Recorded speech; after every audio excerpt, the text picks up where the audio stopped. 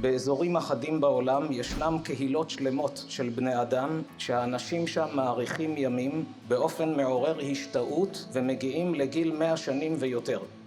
בסדרת מחקרים שנערכו בין השנים 2005 ל-2007 על ידי החוקר דן ביוטנר ובהשתתפות דמוגרפים ורופאים, National Geographic והמכון הלאומי לחקר הזקנה של ממשלת ארצות הברית, נבדקו אזורים אלה כדי לגלות את גורמי תוחלת החיים הגבוהה של יושביהם. להפתעת החוקרים התברר כי להשגת תוחלת חיים גבוהה במיוחד מתוך בריאות ורעננות גופנית ומחשבתית, לא די בהקפדה על מזון בריא ופעילות גופנית סדירה, אלא יש להשקיע גם בפעילויות חשובות הקשורות לנפש האדם ולכבד את המבוגרים שבמשפחה.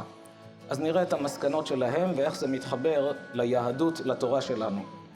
ההמלצה הראשונה, עיסוק יומיומי בפעילות המביעה אמונה, שמחה, רוגע ומנוחה, כולל טקס של הבעת תודה לפני אכילת מזון. החלק הראשון מובן, שמחה, רוגע, אבל הם אומרים שכשהאדם חי עם אמונה, הוא זוכה להאריך ימים יותר. אדם שיש לו ביטחון בהשם, הוא מקבל גם מה שרגילים היום לקרוא ביטחון עצמי. אדם שאין לו על מי להישען, הוא לא יודע שיש בורא לעולם, או שהוא יודע אבל לא נותן בו אמון, כלומר לסמוך עליו, הוא אף פעם לא יכול להיות רגוע. כל איום שיש עליו הוא מיד יוצא מהכלים, גם נפשית וממילא גם פיזית. שלמה המלך אומר, רוח איש יכלכל מחלהו. מצב הרוח של האדם מחלקל את המצב הבריאותי שלו. כלומר, יש זיקה ישירה בין השמחת חיים, הרוגע, השלווה, לבין הבריאות הפיזית של הגוף. הוא ממשיך ואומר, כולל טקס של הבעת תודה לפני אכילת מזון. התברר שבאותם מקומות, לפני שהם אוכלים, הם נוהגים להודות למי שברא את המזון. אנחנו כיהודים יודעים שהברכה על האוכל נועדה בעיקר מצד נקודת האמת. האדם מברך על המזון לא כדי להאריך ימים.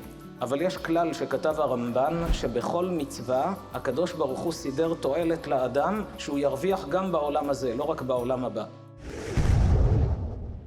גם מההיבט הפסיכולוגי, אדם שישים לב כמה ישנם בעולם שיש להם שפע של טוב ובכל זאת הם בעצבות. ולמה? כי המבט מתמקד במעט שחסר להם.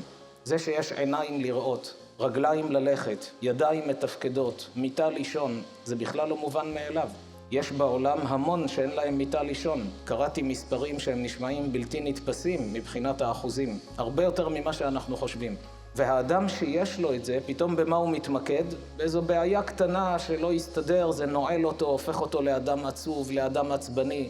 מה עשה היצר הרע? במקום שייתן לו לראות את המסך המלא של כל שפע הטוב שיש לו, הוא מכסה את כל הטוב, ממקד את המצלמה רק באותה פינה קטנה ששם חסר לו, וזה תופס את כל המסך כאילו שהכל רע. אדם שמתרגל להודות לשם, על כל דבר הוא מודה. מודה על האוכל, מודה על הבריאות. הוא פתאום שם לב כמה שפע של טוב שיש לו. אדם שבתפילות מודה על הטוב ומבקש על העתיד. אז הקדוש ברוך הוא נותן לו עוד. אדם שרק מבקש, תן לי ותן לי, ההתייחסות אליו היא לא כמו אדם שיודע להודות על הטוב שהוא קיבל, וגם לבקש על העתיד, יש לו יותר סייעתא דשמיא לקבל משמיים.